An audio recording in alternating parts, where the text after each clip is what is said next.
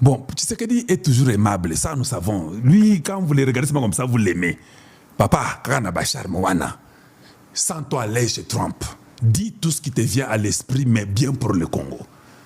Et puis dis à Trump que le Congo va travailler avec vous. Dites ça. Ne venez pas nous dire que non, et nous, est-ce qu'il n'y a pas d'autre pays? Pourquoi c'est pas les États-Unis? Oui, nous voulons eux, parce que tout le monde va chez eux. Jusqu'à ce que nous serons grands et matures et nous allons nous émanciper nous seuls, c'est alors qu'on n'aura pas besoin d'eux. Maintenant là, Botika Bouzo Bawana, que non, maintenant nous nous donnons chez eux. Oui, qu'on te donne chez qui? C'était pas la question. Dis-nous, on va se donner chez qui? On n'est pas capable. Donc tu sais que dit, il faut Atasoki Kagame Mazawana, il faut bêta masolo, que non, nous le Congo là. D'ailleurs, Tuna Isengaye, j'aimerais qu'on cause à deux. On va vous donner ça. Dites au président américain que, en tout cas, il y a d'autres choses qu'il n'y a que moi et toi, on doit causer qu'à deux. Il va aimer ça, c'est comme ça qu'il est. Et vous arrivez là-bas, Excellence. Parce que n'oubliez pas que chaque fois, il y a Boulos, il y a les gens qui bloquent, qui sont là-bas, qui sont les intermédiaires entre vous et Trump. Quand vous arriverez chez Trump, qu'est-ce qui arrive? Il y a les gens qui sont là. Vous parlez diplomatiquement, et puis on peut faire les honneurs pour vous. Je sais que vous aurez des honneurs. Et puis après, honneur, Zanine. Ogeyi. Non! Et Kenge. Dites au président, non, il y a autre chose que je vais parler avec vous seul. Les choses importantes que je dois vous dire à vous seuls.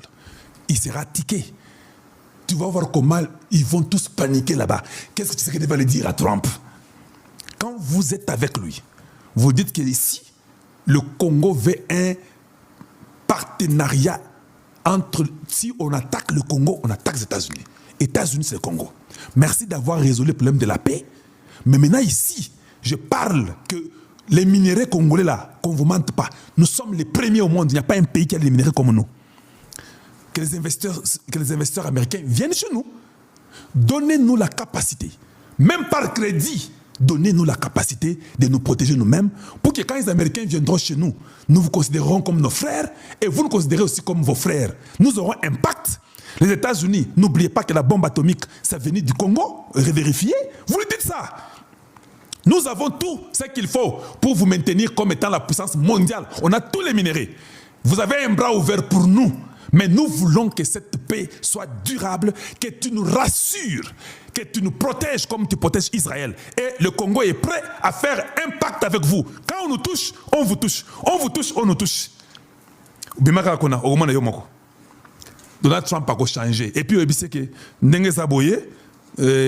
tout est là pour toi. Tu peux envoyer les enfants, envoyer les compagnies que tu veux. Dites-lui, si tu as des compagnies que tu veux, ou les enfants que tu veux, je suis prêt.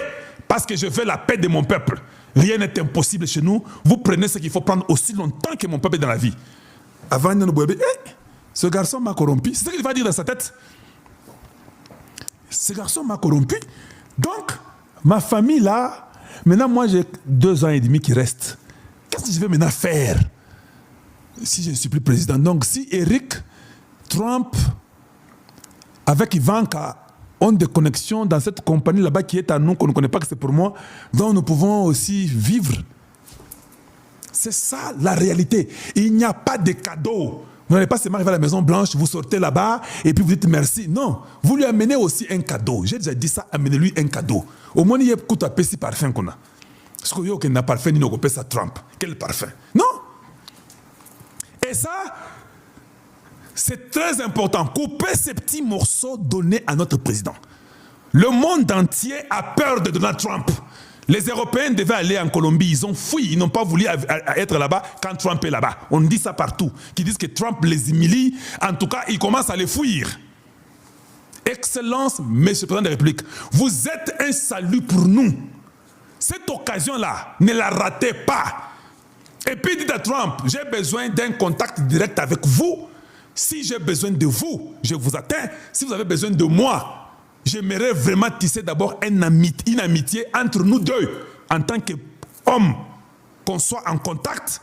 Vous êtes le seul qui a parlé de mon pays. Le seul, depuis que le monde est monde, qui a parlé. C'est vrai, à l'indépendance, vous avez intervenu. Et c'est vrai, hein, les États-Unis avaient intervenu. Quand il y avait les missionnaires qui étaient venus dans les Kasaï, les missionnaires ont vu combien de Congolais mouraient. Qu'il y avait presque 10 millions que les Belges avaient tués. Les missionnaires sont rentrés en Angleterre, aux États-Unis, ils sont venus accuser les rois des Belges. Ils l'ont accusé, c'est ce qui a fait que ça a changé. Les Américains ont intervenu encore en ce temps-là pour dire, toi tu tues les gens là-bas. Parce que dans le temps qu'ils tuaient les gens là-bas, il y avait aussi les mêmes Noirs déjà aux États-Unis qui travaillaient, qui faisaient des routes, qui faisaient tout pour mettre tout en ordre en Amérique. Alors les États-Unis avaient mis du poids pour que les Belges arrêtent de tuer les Congolais. Bon, en ce temps-là, il y a des archives. Le président américain doit être au courant de ça. Dites-lui que vous êtes le seul, avec le nombre de millions de morts, plus de 10 millions comme vous le dites là. Vous êtes le seul. Le Congo compte. D'ailleurs, nous vous invitons. Venez, même pour une journée, venez. Même si vous ne dormez pas, venez qu'on vous accueille pour vous dire. Bonjour peuple congolais, bonjour Naye Mukolo Mwalelo pour nous révéler bino comment Ambongo Azali s'est préparé pour nous déstabiliser et pouvoir en place. Il y a Félix Tshisekedi Tshilombo Oyo Azali na incarnation paix amour ya patrie otomoni lelo ke ebele ya ba dossier ebele Félix Tshisekedi a traité et pesibiso assurance ya komona ke o Azali des pères et des mères o alingi mboka na biso o lelo tomoni ke ba manœuvre ebele esalemi na kati ya semko tomona ki ba voyage esalamaki partout oyo babanda koloba o tobengi pacte du paix o tomona ki ba ambongo e o tobengi chole batamboli presque na ba pays ebele oyo babanda koluka kimia ekota na kati ya mboka na biso et jusqu'au jour d'aujourd'hui tozomona kaka ke makambo o basalaki ezo lakisa kimia moko te ekoti. Donc cela nous montre que bazali bato moko bazalaki na agenda caché o bazali kotambola to babanda ko se préparer pour la déstabilisation ya mboka na biso. Et aujourd'hui grâce ya politique ya Félix Antoine Tshisekedi Tshilombo ezali ko démontrer pe ko lakisa ke semkoto bayi catholique bazali na plan B au bazali na yango contre la République démocratique du Congo au baza ko préparer comment bakoki ko déstabiliser mboka na biso to bakoki ko pesa accès na munguna akota na kati ya mboka na biso pour que mboka ait dégénéré toujours na ba crise au jour crise ezala. Et na kota lisabino le plan ya ambongo comment azali ko préparer na o to setolobi dialogue o bazali ko senga dialogue o bazali ko senga ezali dialogue o ezali ko ya na voix ya ko kabola mboka to ko bebisa politique ya mboka na biso boyebi ke makambo ya dialogue boyebi e banda lelo te boyebi dialogue ya Saint City ndenge epesi mboma o epesa boyebi dialogue ya 1+4 ndenge ekotisela biso ba Rwandais na infiltration ekota na kati ya mboka toujours ba Rwandais elongo na bande ko na biso ba Congolais nde bazalaka bakendaka epa ya Kagame pour que bazwa releto politique koma bakoki koya pona ko fragiliser biso na kati ya mboka na kati ya ba dialogue. Et lelo na ndenge ambongo azali koluka dialogue wana baimboka bazala nyonso tout autour d'une table mais ezali mabete ezali malamu biso ba Congolais sengeli to vanda pona ko trouver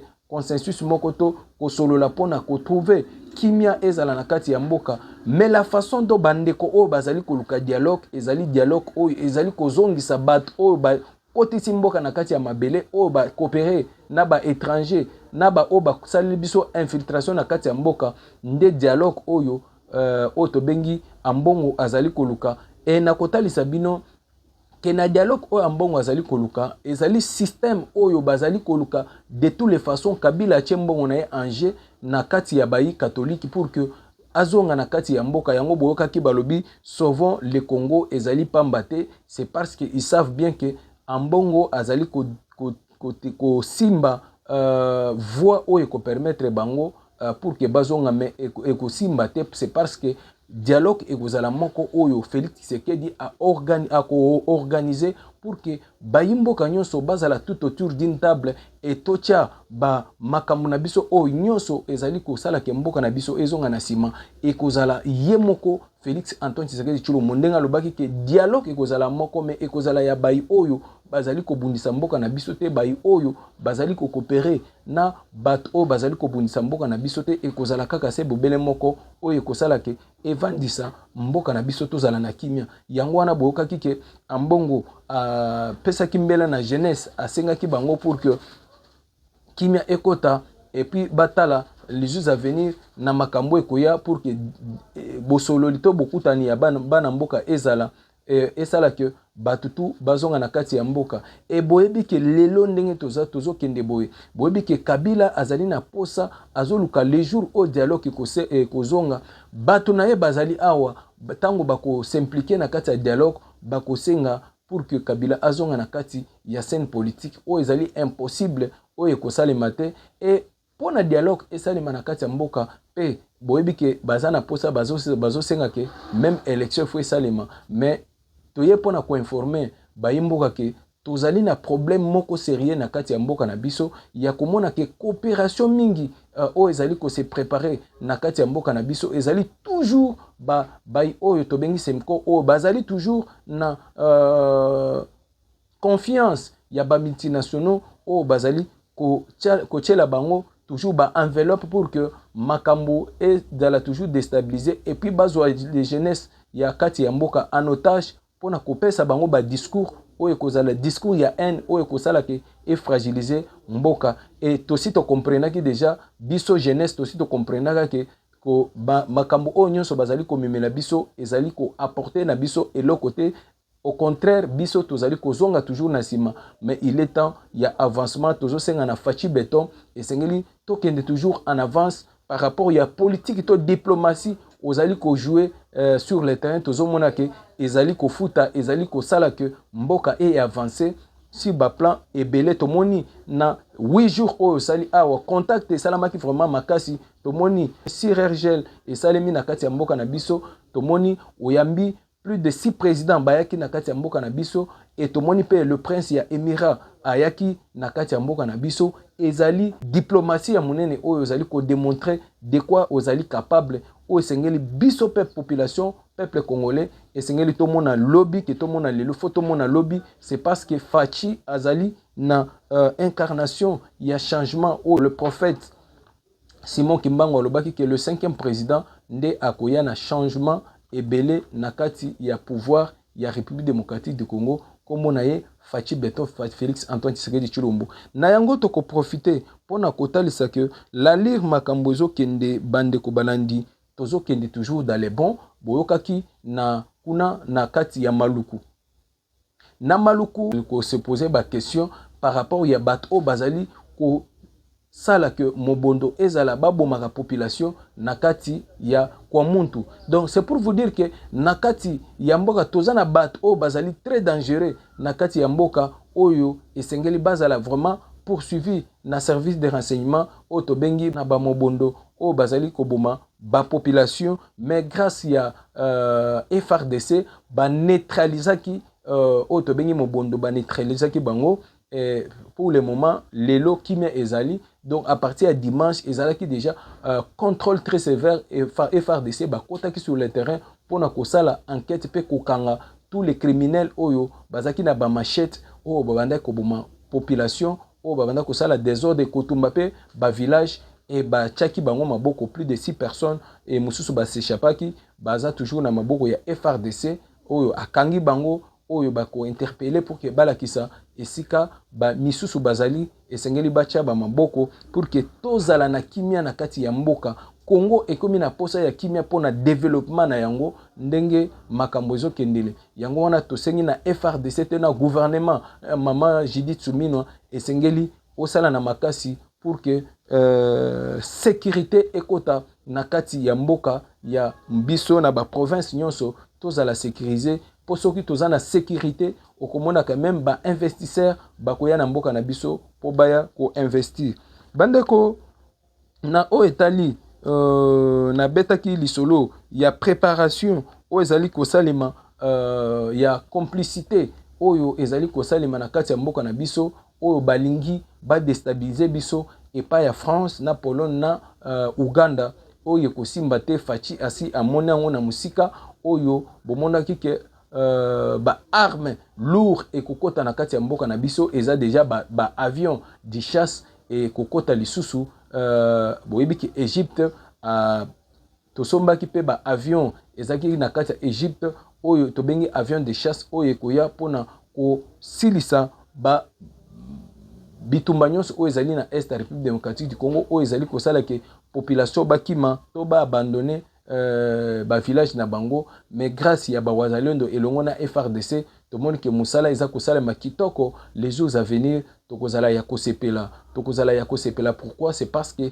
Faci azali déterminé, azali na posa na babasio nyonso bisika nyonso ezali opéré par le rebelle ya M23 et kozala libéré. Bomonaki ke bazana difficulté surtout na Uvira pour que ba atteindre Uvira, puisque bazaki na souci bakanga Uvira, soki bazu Uvira aller accès ekoti na ba province ebele, mais jusqu'à là bazo kokate, c'est parce que na plateau ya Fizi ezali difficulté ezali total, c'est parce que ezali base o FRDC atie pe ba drone ya bombardement ezali wana pe ya surveillance ezali ko sillonner jour et nuit o ezali kotala ba bastion to bisika nyonso banguna bazali yango bomona kike bazana difficulté bazali kosenga toujours cesser les faits pe bazali kosenga na Faci pour que a mekana ko sala cesser les faits na ba wazalendo batika ndenge bazali ko avancer pe ko boma bango pe ba bombardement na FRDC bazali kosenga cesser les faits o ezali impossible. Bolanda ki même Macron na G20 ndenge pe aleli alobi non cette fois-ci esengeli réouverture et salima ndenge tomoni M23 ba bloqué pour que réouverture ya aéroport et salima, mais ezali lokuta bat oyo bazali kokale ezali M23 te, c'est par rapport ndenge gouvernement congolais azali kobunda pour que petit à petit ba mekampe na ko orienter armée na biso pour que ba récupérer ba zone o nyonso ezali occupé par le M23. Boyebi ki aéroport ya Goma ezali miné na ba explosion o ezali wana o ba M23 ba tie pona sabotage et nyonso wana ba information eza toujours en ligne oyo gouvernement zana yango azali ko se préparer en conséquence les jours à venir pour que ba bisika nyonso o ezali ya mboka na biso o ezali occupé par le rebelle ya M23 to récupérer yango. Merci beaucoup na bandeko o balandi biso na ebisaki bino awa ke match ezali ya koyinda, match ezali ya koyinda pour le moment na bisika oyo ba M23 baza kokoka ko accéder te ezali Walungu ezali bien protégé, bien sécurisé na FRDC elongo na ba wazalendo na mboka oyo to bengi Shabunda o ezali bien contrôlé et na FRDC contrôle ezali très sévère oyo baimboka bazali kosala sécurité. Même Bukavu ezali miné, surtout Bukavu kutu n'en parlons même pas po ezali bastion to ezali zone o ezali miné. Peut même côté ya frontière na biso ya Uvira bien protégé na ba militaire pe ya ba Burundi o bazali ko sala sécurité au long ya frontière na biso to na bango bazali ko sala pe sécurité ya makasi pona ko benga na bangwangi o to bengi ba M23 banya Rwanda o bazaki na posa ya accession ya kokota na kati ya Uvira et comme bloc pona bango bloc cadena moyeba kota ezali te Faci azali béton azali ko bétoniser na kati armée na biso te na ba front na biso ezali toujours bétonisé yango bomona kike oyo to bengi Paul Kagame akomi na difficulté totale pe na boyeyi ya président ya Émirat ya Qatar ba secret ebele ebimi oyo Kagame akweyi oyo que les jours à venir akozala cible munene ya échec total pe bakozala na crise les jours à venir yango mon prince ya Qatar atikeli bango kaka 2 milliards alobi akofinancer kaka 2 milliards, le reste ezokende na mboka oyo ezali Gosto la République démocratique du Congo 21 milliards oyo ba signé et partenariat pour que baya ko investir na kati ya mboka na biso ezali vraiment esengo mingi ya komona ke mboka na biso tozokende toujours dans les bons grâce ya diplomatie ya détermination ya Faci Beton oyo azali kosala ba exploit oyo azali kopema te oyo azali na posa makambo akende na lombangu d'ici 2028 il faut to sentir avancement na ba projet oyo asali na oyo bisika asali po toyeba na ndenge ya kocha lukanisi malamu kotala soki Faci akolongwa nani akoya, est-ce que akoya na souci ya intérêt ya kotonga ko bâtir Congo to akoya na souci ya moyibi yango toza na posa Faci azana nanu wana pour que a avancer asilisa ba projet na azana yango pona mboka na biso. Merci beaucoup na bandeko balandi bo partager chaîne na biso, bo liker, bo aimer émission na biso ezali esengo mingi ya ko solo na bino pe kotalisa bino mai o ezali koleka na mboka. Bo aimer vraiment chaîne na biso, bo partager yango partout na ba plateforme nyonso Facebook, WhatsApp, bo partager émission na biso mokolo mwa lelo. Bye.